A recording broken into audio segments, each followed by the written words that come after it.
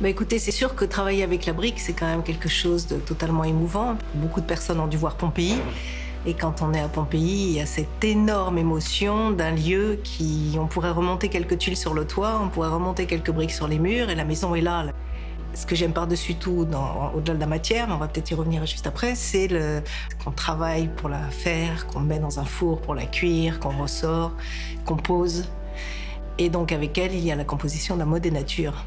Donc que ce soit dans l'installation des panerais boutisses, mais c'est aussi le calpinage, c'est faire sortir une brique par rapport à une autre. Enfin, c'est l'infinitude de cette matérialité que l'on peut continuer à enrichir pour la mettre en valeur, mais aussi avec ce plaisir de travailler l'épaisseur, de travailler un matériau pérenne et de travailler un matériau qui a une certaine intemporalité.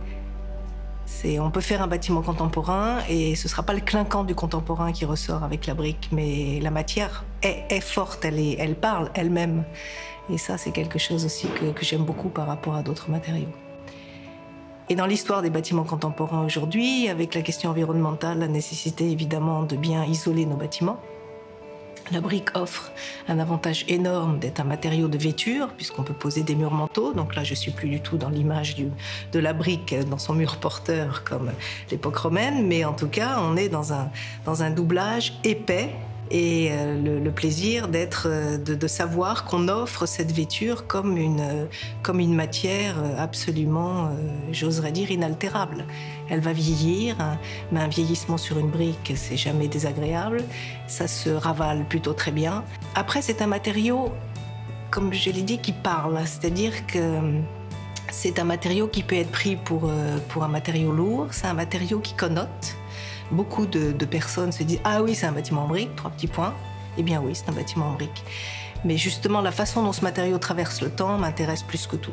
Alors peut-être que là, je glisse vers une autre question, mais c'est vrai qu'avec Reilly-Montrieux, ce qui était vraiment magnifique autour du projet d'Orly, c'était le travail sur la couleur. Et je souhaitais qu'à l'intérieur, à certains endroits, il y ait comme des griffes de couleurs qui viennent, je dirais, révéler un peu la matité de la brique même et d'éveiller le rouge de la brique que nous avons choisi là-bas. Et donc, avec Reilly, on a choisi des orangés qui viennent, certains lits viennent glisser dans la masse du mur qui repose du plafond jusqu'au sol.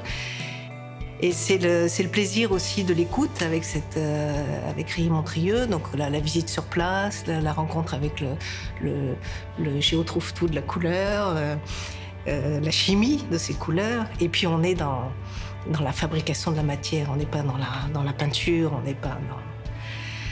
Alors c'est sûr que là, je parle de projets qui sont des projets où j'ai pu mettre de la brique. Il y a d'autres projets où j'ai dû mettre de la briquette, qui changent évidemment beaucoup de choses. Déjà, on n'est plus dans la même épaisseur, on n'est plus dans la même...